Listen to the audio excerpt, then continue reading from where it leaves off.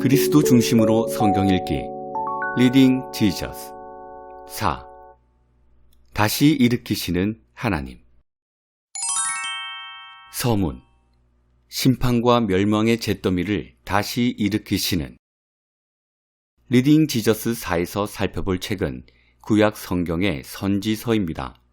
선지서는 대선지서인 이사야, 예레미야, 에스겔과 소선지서인 호세아, 요엘, 아모스, 오바댜, 요나, 미가, 나훔, 하바국, 스바냐, 학개, 스가랴, 말라기입니다. 선지서가 이렇게 나뉜 이유는 내용의 중요성 때문이 아니라 분량의 많고 적음 때문입니다. 대표적인 선지서인 이사야는 우시야 왕이 죽은 해부터 유다의 가장 악한 왕으로 취급되는 므낫세 왕 시대까지 활동한 이사야가 유다의 멸망을 예언한 내용을 담고 있습니다. 이사야는 성전 방문 중에 선지자로 부르심을 받고 하나님의 환상을 보는데, 이는 우시야의 왕이 심판받아 죽을 상황에서 유다 백성에게 진정한 왕이신 하나님, 그분의 위엄 있고 거룩하시고 영광스러운 모습을 보여줄 필요가 있었기 때문입니다. 이사야는 전반부 1장에서 39장에서는 하나님의 심판을 선포하지만 후반부 40장에서 66장에서는 위로의 메시지를 전합니다. 이스라엘은 죄로 인해 하나님에게서 끊어졌다고 느끼겠지만 하나님의 돌보심은 끊어지지 않았으며 결국에는 그 관계도 회복된다고 말해줍니다. 마지막 때의 시온과 예루살렘은 여호와의 말씀을 전 세계의 모든 이방인에게 전하고 주께서 권능으로 오셔서 통치하시면서 어려운 때를 신실하게 견딘 자들에게 상을 주실 것이며, 또한 선한 목자로 오셔서 그의 양떼를 보호하시고 돌봐주실 것이라고 말합니다. 특히 주목할 내용은 53장으로 우리를 대신해 고난받으시고 순종하실 종 예수 그리스도의 찔림과 상함과 징계를 통해 여호와의 승리가 이루어지고 온 세상에 여호와의 영광이 드러날 것이라고 선포합니다. 예레미야서는 유다 왕국이 멸망을 향해 내리막길을 걷는 모든 과정을 눈물로 지켜본 선지자 예레미야를 통해 주신 말씀입니다. 모든 선지서 중에서도 특히 절망적 상황에서 선포된 말씀이지만 다른 선지서들과 마찬가지로 궁극적 소망의 메시지를 전합니다. 예레미야서의 구조도 이사야서처럼 크게 두 부분으로 나눕니다. 1장에서 25장은 심판에 초점을 두고 26장에서 52장은 장래의 희망에 초점을 맞춥니다. 특히 주목할 주제는 새 언약입니다. 새 언약은 하나님께서 시내산에서 이스라엘 백성과 맺으신 언약과는 전혀 달라서 하나님의 백성을 내면에서부터 변화시켜 여호와의 법을 그들의 마음에 기록하게 합니다. 이 새 언약은 결국 예수께서 새 이스라엘로 오셔서 시내산 언약의 율법에 온전히 순종하시고 신실한 언약 백성을 대표해서 이루실 것입니다. 하나님의 백성은 예수님의 순종으로 말미암아 언약에 약속된 복을 받아 누리게 됩니다.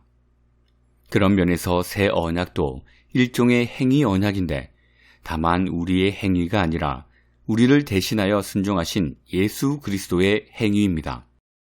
에스겔서는 구약 성경에서 매우 어려운 책 중 하나로 바벨론의 포로로 끌려간 선지자 에스겔이 장차 다가올 재앙과 멸망 후에 임할 회복에 대한 하나님의 말씀을 바벨론 땅에서 전한 내용입니다. 에스겔서에서 주목할 장은 마른 뼈 환상을 보여주는 37장입니다. 이 환상 속에서 에스겔 선지자는 완전히 무너져버린 멸망의 현장을 목격하는데, 그와 동시에 여호와의 말씀으로 마른 뼈들이 다시 살아나는 경험도 합니다. 마른 뼈처럼 완전히 소망을 상실한 하나님 백성에게도 미래의 소망이 있음을 보여줍니다. 에스겔서는 새 성전의 환상으로 결론을 맺는데, 이 환상은 완전한 새 하늘과 새 땅의 새로운 질서, 곧 여호와께서 오셔서 그 백성 가운데 다시 거하실 때 백성들이 스스로를 죄에서 정결하게 해야 한다고 말씀합니다.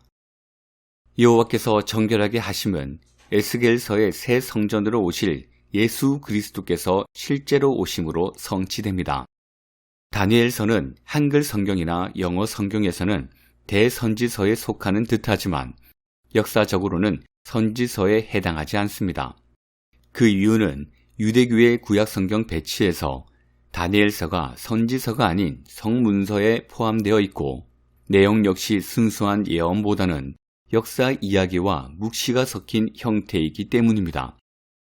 리딩 지저스 4의 4장에서는 다니엘 7장을 중심으로 구약의 묵시록을 살펴볼 것입니다.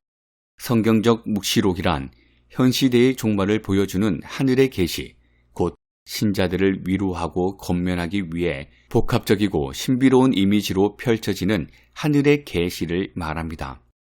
이러한 묵시록에서 저자는 천상의 세계와 종말론적 미래를 보면서 눈에 보이는 현실이 전부가 아님을 깨닫습니다. 특히 묵시록에서는 하나님과 인자 예수님을 무척 상세하게 묘사하는데 그 이유는 다가올 세상이 현재보다 더 실제적임을 보여주기 위해서입니다. 묵시록을 이해하는 바른 방법은 그리스도 중심성을 놓치지 않는 것입니다. 묵시록의 중요한 핵심은 십자가에 못 박히시고 부활하시고 승천하신 인자, 즉 예수 그리스도이기 때문입니다. 소선지서인 호세아, 아모스의 시대인 기원전 8세기부터 포로기 이후 시대인 학개, 스가랴, 말라기에 이르기까지 이스라엘의 선지서 문헌 역사 전체를 다룹니다. 이 선지자들은 400여 년에 걸쳐 예언했고 그들의 예언을 담은 책들도 다양한 시기에 기록되었습니다. 하지만 이 12권의 책은 현재 성경의 순서와 비슷하게 배열되어 한 개의 두루마리에 실려서 전해졌습니다. 따라서 소선지서 각 책은 각 선지서 당대의 원래 청중에게 전하는 개별적 메시지인 동시에 소선지서 전체가 하나의 큰 메시지를 이루고 있습니다. 소선지서 12권은 여호와와 그 백성이 맺은 관계의 역사를 대략적으로 그리면서 폭넓게 서로 메시지를 강화하며 전달합니다. 그 한 예로 초기 소선지서들은 이스라엘과 유다가 각각 독립국가로 존재했던 시기에 두 나라 모두에게 회개하라고 요청합니다. 호세아, 요나, 요엘 등에서 이런 점이 역력히 나타납니다. 그런데 소선지서를 읽다 보면 북이스라엘은 포로로 잡혀가기 때문에 슬그머니 자취를 감추고 소선지서의 중간부터는 멸망 직전의 유다를 향해 회개하라는 말씀을 전하면서 다가오는 심판을 선포하는 어조로 바뀝니다. 소선지서는 구약 성경의 가장 마지막 예언인 말라기로 끝을 맺으면서 새로운 엘리야, 세례 요한의 오심과 그가 예비하는 메시아를 바라보게 합니다. 호세아서는 아직 미래에 해당하는 멸망 이후의 하나님 은혜를 예언합니다. 요나서는 망가진 사람들에게 뜻밖의 긍휼을 베푸시는 여호와와 자기 의에 빠져서 고집스럽게 그 은혜를 거부하는 선지자에 관한 이야기입니다. 학개, 스가랴, 말라기는 포로 귀환으로 부분적으로 회복된 하나님 백성이 하늘의 약속과 땅의 현실 사이에 끼어서 갈등과 갈망을 동시에 경험하는 모습을 보여줍니다. 신약 성경 저자들은 선지자들의 이러한 아직이 그리스도께서 오심으로 드디어 도래했고 말세가 역사 속으로 들어왔다고 선포합니다. 이것은 사람들이 하나님의 임재를 새로운 방식으로, 즉 메시아 예수 가운데서 경험한다는 뜻으로 소선지서 주제들은 신약 성경에서 하나로 합쳐집니다. 세례 요한은 여호와께서 그분의 성전에 오실 것을 미리 보여준 엘리야였고 예수님은 바로 그 새 성전이며 그 백성 가운데 계신 하나님의 영광이요 새 성전의 주님이시며 다윗의 뿌리로서 자기 백성에게 안식을 주시고 자기 백성에게 빛나고 깨끗한 세마포 옷을 입혀 주십니다. 배임을 당해도 그루터기는 남은 것 같이 이사야. 하나님께서 구약시대 이스라엘에게 주셨던 특별한 직분 3가지는 선지자, 제사장, 왕이었습니다. 이 직분들은 신약시대에 와서 사라진 것이 아니라 오히려 모든 신자의 삶과 교회 사역에서 그 의미가 이어지고 있습니다. 모든 신자는 선지자, 제사장, 왕으로 부름받아 하나님과 세상 앞에서 그 역할을 하며 살아가게 됩니다. 리딩 지저스 4에서는 그 중에서 특히 구약 성경 선지서를 살펴보면서 선지자가 어떤 사람이며 그들을 통해 전해진 메시지가 무엇이었는지, 또한 신약시대의 선지자 역할을 하며 살아가는 우리 삶과 교회 사역에 그들과 그들을 통해 전해진 메시지가 무슨 의미가 있는지 살펴보겠습니다. 레슨 1. 하나님과 그 백성을 중보하다. 모세에서 그리스도까지. 구약 성경의 선지자와 선지서를 올바로 이해하려면 먼저 모세가 구약 성경 모든 선지자의 전형임을 이해해야 합니다. 후대에 오는 모든 선지자는 모세에 비추어 이해되었습니다. 첫째, 모세가 시내산에서 하나님과 백성 사이에서 언약의 중보자 역할을 했듯이 선지자들도 하나님과 백성 사이에서 언약의 중보자 역할을 합니다. 하나님은 모세 이후로 선지자들을 중보자로 세워 그들 입에 자신의 말씀을 넣으시고 모세처럼 하나님 말씀을 백성에게 전하게 하셨습니다. 하나님께서 말씀하시되 선지자들을 통해 말씀하시고 선지자들은 하나님을 대신해 하나님처럼 말했습니다. 따라서 진정한 선지자라면 반드시 하나님의 건의와 영감으로 말해야 했습니다. 하나님께서 선지자들을 통해 말씀하신 방법은 모세를 통해 말씀하신 방법과는 달랐지만 선지자들의 말에 권위가 덜한 것은 아니었습니다. 더구나 하나님은 모세의 그린 모세오경을 주셔서 백성들에게는 선지자의 말을 판단하는 기준으로 선지자들에게는 사역의 토대로 삼게 하셨습니다. 둘째, 하나님은 모세와 같은 한 선지자를 약속하셨습니다. 내 하나님 여호와께서 너희 가운데 내 형제 중에서 너를 위하여 나와 같은 선지자 하나를 일으키시리니 너희는 그의 말을 들을지니라. 신명기 18장 15절 18절. 하지만 모세 이후에 많은 선지자가 등장했음에도 신명기 34장 10절은 그 후에는 이스라엘의 모세와 같은 선지자가 일어나지 못하였나니 라고 말합니다. 따라서 이스라엘은 구약시대 동안 줄곧 모세 같은 한 선지자의 등장을 기대했고 신약 성경은 그 한 선지자가 바로 예수 그리스도로 오셨다고 증언합니다. 모세가 시내산에서 하나님을 대면하고 얼굴이 빛났듯이 예수님은 변화산에서 거룩한 영광으로 빛나셨습니다. 또한 그때 들렸던 이는 내 사랑하는 아들이요 내 기뻐하는 자니 너희는 그의 말을 들으라. 마태복음 17장 5절 라는 명령은 신명기 18장 15절에 너희는 그의 말을 들을지니라 라는 명령에 직접 대응하는 동일한 명령입니다. 즉 예수님은 하나님께서 일으키시겠다고 말씀하신 그 한 선지자로 여겨졌습니다. 하지만 예언의 성취는 약속보다 더 완전하고 깊고 풍성합니다. 예수님은 단순히 여러 선지자 중 한 명이거나 위대한 한 선지자가 아닙니다.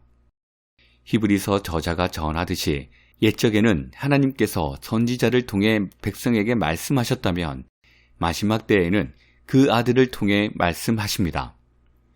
모세는 하나님 집의 종이었지만 예수님은 하나님의 아들이시고 모세를 비롯한 다른 모든 선지자보다 뛰어나신 완전한 선지자이십니다. 레슨 2. 남유다 왕국의 몰락, 하나님의 심판과 위로. 이사야서의 시대 배경과 메시지. 이사야는 우시야 왕이 사망한 기원전 740년의 사역을 시작합니다. 유다 왕국의 우시야는 전반적으로는 좋은 왕이었지만 통치 말년에 성전 향단에 분향하려다가 하나님의 심판으로 나병에 걸립니다. 그는 젊은 시절에 정치적으로 성공하여 50년 이상 통치하며 평화와 안정을 유지합니다. 하지만 아수르의 새로운 왕 디글랏 빌레셀 3세가 등극하면서 말년에 무너지기 시작합니다. 게다가 유다 왕국은 이미 심각한 내부 문제까지 겪고 있었는데 사회적으로는 부자들이 가난한 자들을 억압했고 종교적으로는 백성들이 여호와에게서 이미 멀어져 있었습니다. 이런 상황은 우시야의 아들 요담 왕을 거쳐 손자 아하스 왕 때까지 이어지면서 점점 더 악화합니다. 북이스라엘과 아람이 유다를 침략하자 아하스 왕은 여호와를 믿으라는 이사야 선지자 권면을 거부하고 아수르에게 도움을 요청합니다. 이때부터 유다는 사실상 아수르의 종속국이 되어 버립니다. 이어서 왕위에 오른 히스기야는 집권 첫 해에 종교 사회적 개혁을 실시하고 독립을 추구하지만 아수르의 새로운 왕 사네립이 체계적으로 유다 지방을 점령해 옵니다. 그러다가 하나님께서 사네립의 군사 18만 5천 명을 죽게 하자 사네립은 도피하고 히스기야는 목숨을 건집니다. 하지만 이미 유다 땅 대부분은 아수르에 파괴된 후였습니다. 히스기야의 아들 므낫세가 왕위에 오르면서 유다는 최악의 상태가 됩니다. 므낫세는 히스기야가 지지했던 모든 것을 완전히 바꾸어 유다를 아수르에게 종속시킬 뿐 아니라 아수르의 신들을 받아들입니다. 결국 예루살렘 성전은 오염되고 전승에 의하면 므낫세는 이사야 선지자의 몸을 톱으로 갈라 죽입니다. 므낫세의 통치기는 유다가 회복될 수 없을 만큼 추락한 최악의 시기로서 열왕기에 따르면 선한 요시야 왕이 등극하여 선전을 펼쳤음에도 므낫세 이후로 유다의 멸망은 불가피해집니다. 이사야가 사역해야 했던 시대가 바로 이런 시대였습니다. 이 같은 상황에서 선포된 이사야서의 메시지는 무엇일까요? 이사야서는 뚜렷하게 두 부분으로 나뉩니다. 앞부분 1장에서 39장은 유다를 향한 심판의 메시지고 뒷부분 40장에서 66장은 위로의 메시지입니다. 추석과 벨리 웹은 좀 더 복잡하게 이사야서를 전체를 7부분으로 나누어 사실상 열왕기 내용을 그대로 담은 36장에서 39장을 중심부이자 전환점으로 삼고 이 부분을 또 둘로 나눕니다. 아수르가 유다를 침략한 이사야인 36장에서 37장은 아수르의 위협을 해결하는 방안을 제시하면서 이사야서 전반부의 핵심을 이룹니다. 38장에서 39장은 히스기야의 발병과 회복, 바벨론에서 온 사자들을 영접하는 내용으로 이사야서 후반부의 핵심이 될 내용을 예시해 줍니다. 이제 우리는 이사야서의 중요한 몇 가지 주제, 6장 이사야서의 소명, 40장 위로의 메시지, 53장 고난받는 종을 차례로 살펴보겠습니다. 레슨 3. 실패할 줄 알면서도 이사야의 소명 6장 이사야는 성전을 방문하던 중에 부르심을 받고 하나님의 환상을 봅니다. 그 내용은 세 가지인데 첫째는 하나님의 위엄에 대한 것이었습니다. 주께서 높이 들린 보좌에 앉아 계시고 그 옷자락은 성전의 방을 가득 채우고 빛나는 천사들의 찬양 소리와 함께 성전에는 연기가 가득합니다. 왜 이런 환상이 필요했을까요? 우시야 왕이 죽은 상황에서 진정한 왕의 위엄 있는 모습을 백성에게 알릴 사명이 이사야에게 주어졌기 때문입니다. 둘째로 이 환상은 하나님의 거룩하심을 보여줍니다. 스랍들이 거룩하다, 거룩하다, 거룩하다라고 3번 반복해서 찬양하는데 이렇게 하나님의 속성을 반복하는 곳은 여기뿐이며 거룩함으로 충만한 하나님을 보여줍니다. 셋째로 이 환상은 하나님의 영광을 가리키며 자신의 영광을 만민과 세상에 가득 채우실 하나님을 보여줍니다. 하지만 이사야는 이런 사명을 감당할 자신이 누구인지도 알아야 했습니다. 자신은 입술이 부정한 자로 하나님의 위대함을 찬양할 자격이 없다고 말합니다. 그래서 거룩하신 하나님 앞에 선다는 것은 죽는 것과 같아서 화로다 나여 망하게 되었도다. 6장 5절 라고 스스로 언약의 저주를 선포합니다. 또한 이사야는 하나님이 해주신 일에 대해서도 알아야 했습니다. 천사가 제단에서 타고 있는 숯을 부젓가락으로 집어 이사야에게 다가와 그의 입술에 대는데 이때 불타는 숯이 화상을 입히지 않고 오히려 그를 정결하게 합니다. 하나님을 섬기도록 준비를 시키고 열정을 가능케 하는 정결함을 주신 것입니다. 더 나아가 이사야는 하나님께 앞으로 하실 일에 대해서도 알아야 했습니다. 더 나아가 이사야는 하나님께서 앞으로 하실 일에 대해서도 알아야 했습니다. 하나님은 순종하지 않는 백성을 심판하시고 정화된 남은 자들을 만들어내실 것입니다. 이사야가 내가 여기 있나이다. 나를 보내소서 6장 8절 라고 결단하자 하나님은 백성이 메시지를 깨닫지도 않고 반응하지도 않을 것이라고 말씀합니다. 여호와의 인내심은 한계에 다다랐고 이제는 심판만 남아 있었습니다. 이사야는 자신의 노력이 결국 실패할 것을 알면서도 마음을 다해 하나님의 은혜의 메시지를 전합니다.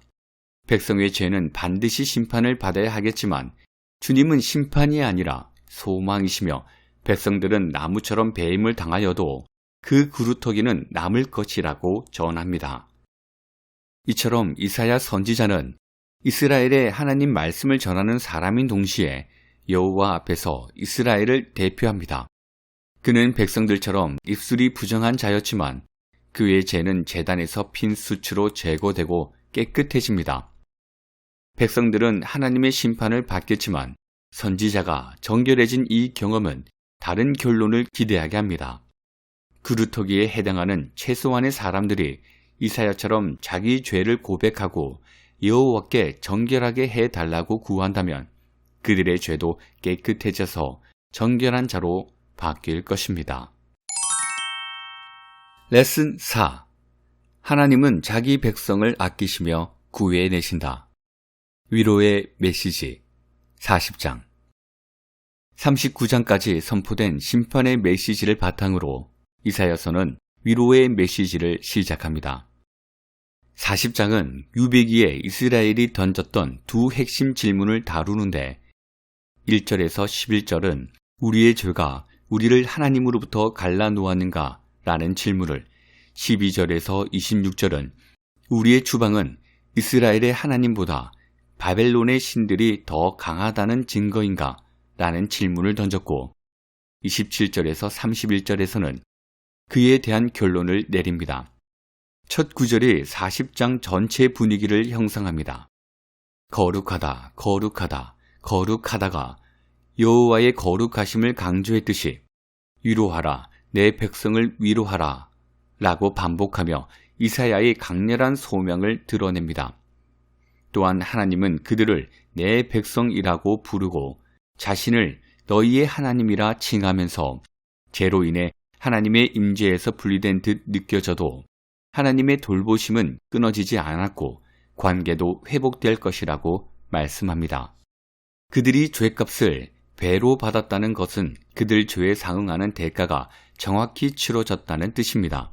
또한 하나님의 사자가 그의 오심을 예비하도록 보내지는데 이 장면은 왕이 방문하기 전에 기술자들을 먼저 보내 왕이 순조롭게 오도록 길을 예비하는 모습입니다.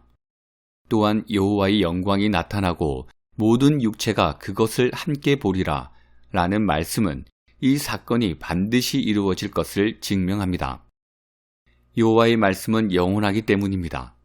그리고 마지막 때에 시온과 예루살렘은 이러한 여호와의 말씀이 전해지는 장소로 변화하여 궁극적으로는 전 세계 모든 이방인에게 하나님을 전할 것입니다. 그러면 주께서 권능으로 오셔서 통치하시고 어려운 때를 신실하게 견딘 자들에게 상을 주시며 또한 온유한 선한 목자로 오셔서 그의 양떼를 보호하고 돌봐주실 것입니다.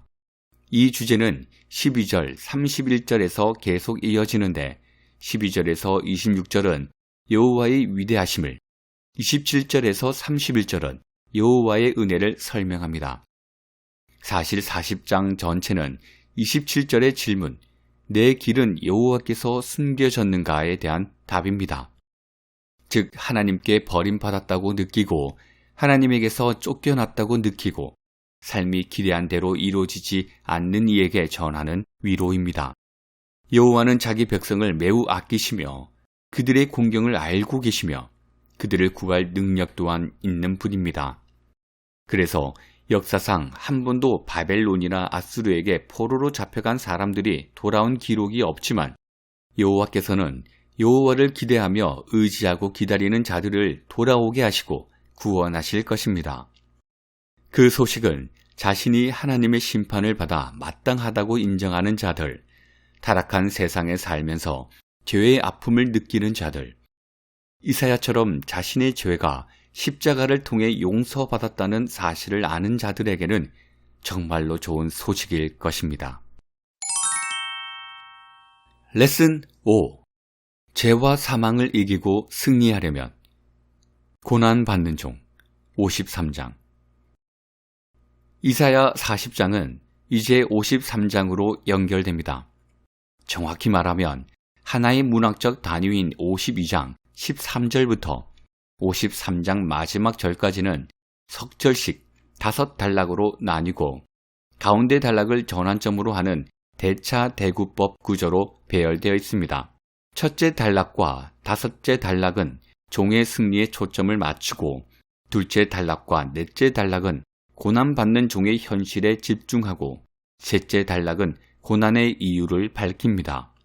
이 본문은 전체적으로 죄와 사망을 이기신 여호와의 승리를 보여줍니다. 특히 우리를 대신해 순종하고 고난받는 종이 찔리고 상하고 징계를 받음으로 이 승리가 이루어지고 결과적으로 하나님은 온 세상 사람들에게 여호와의 영광을 드러내시고 선포하십니다. 첫째 단락은 이야기의 결말, 즉 고난받는 종의 결과에서 시작합니다. 고난 후의 종은 결과적으로 높이 받들어 들리는데 우리는 처음부터 이 승리를 보아야 합니다. 52장 13절. 하지만 승리의 찬양은 패배의 고통으로 전환되는데 그 패배가 너무나도 끔찍해서 사람들은 종의 상한 모습을 보며 매우 놀랍니다. 52장 14절. 하지만 이 상함을 통해 종은 수많은 나라를 어둠에서 빛으로 바꾸어 그 땅들을 적실 것입니다. 52장 15절. 그런데 하나님의 백성은 믿지 않을 것입니다. 53장 1절. 그가 마른 땅에서 나온 뿌리같이 오셨기 때문입니다. 53장 2절. 그는 멸시를 받아 사람들에게 버림받았으며 강구를 많이 겪었으며 질고를 아는 자입니다. 53장 3절. 시편 1편에 나오는 아름다운 나무의 모습은 아닙니다. 그러나 우리가 그 종의 아름다움을 보지 못하는 것은 우리의 도덕적 타락과 불순종이 얼마나 극심한지를 말해줍니다. 그 종이 겪는 슬픔과 고통은 곧 우리의 슬픔이고 고통입니다. 우리 죄와 허물을 인한 결과를 그가 대신에 짊어졌고 우리는 양 같아서 각기 제 길로 가서 그가 대신 형벌을 받았습니다. 동물처럼 끌려가 도살당하고 번제물로 바쳐졌으며 정의도 박탈당하고 그 세대로부터 끊어져 장사되었습니다. 그런데도 자신을 방어하기 위해 입도 열지 않았습니다. 그러면 이 종은 왜 이토록 부당한 고난을 받을까요? 그것이 여호와의 뜻이었으며 그렇게 함으로써 그의 손으로 여호와께 기뻐하시는 뜻을 성취할 수 있기 때문입니다. 하지만 어떻게 여호와께서는 이 고난을 기뻐하실 수 있을까요? 또 종은 어떻게 이것을 만족스럽게 여길 수 있을까요? 그 유일한 답은 부활입니다. 부활을 통해 의를 이루시고 많은 이들을 의롭게 하실 것입니다. 한 주석가의 표현처럼 종은 하나님이 원하시는 것을 사람들에게 말해주기 위해서가 아닙니다. 우리를 위해 하나님께서 원하시는 모습이 되기 위해 오셨습니다. 그 모습이란 그리스도의 고난과 영광을 가리킵니다. 여호와는 자기 아들의 상함을 기뻐하시고 아들은 자기 백성의 죄를 위해 받는 고난의 결과에 만족해 하십니다. 리딩 지저스. 이사야 40장은 하나님의 백성에게 큰 위로를 줍니다. 어떤 위로인가요? 자신이 하나님의 심판을 받아야 마땅하다고 인정하며 이사야처럼 자신의 죄가 십자가를 통해 용서받는다는 사실을 아는 자들에게 안겨주는 참된 위로입니다. 그리스도께서 자기 백성이 마땅히 받아야 할 고난을 스스로 받으셔서 그들을 죄에서 해방시키셨기 때문입니다. 이사야 53장에 바로 그런 그리스도의 고난과 영광을 가르쳐 줍니다. 그리스도께서는 자기 백성을 위해 종으로 이 땅에 오셔서 그들이 받아야 할 고난을 대신 받으셨습니다. 우리 허물을 위해 그가 찔리셨고 우리 죄악을 위해 그가 상하셨습니다. 여호와께서는 그의 아들이 이렇게 상하는 것을 기뻐하셨고 아들은 자기 백성의 죄를 짊어지면서 그 고난의 결과에 만족해 하십니다. 예수님은 자기 앞에 놓인 기쁨을 바라보며 멸시와 수치 가운데서 십자가를 견디셨습니다. 그 기쁨은 무엇인가요? 바로 우리를 보시는 기쁨입니다. 세상 모든 나라와 방언과 족속 사람들의 죄가 씻기고 그의 고난을 통해 하나님과 새로운 관계로 회복되는 기쁨입니다.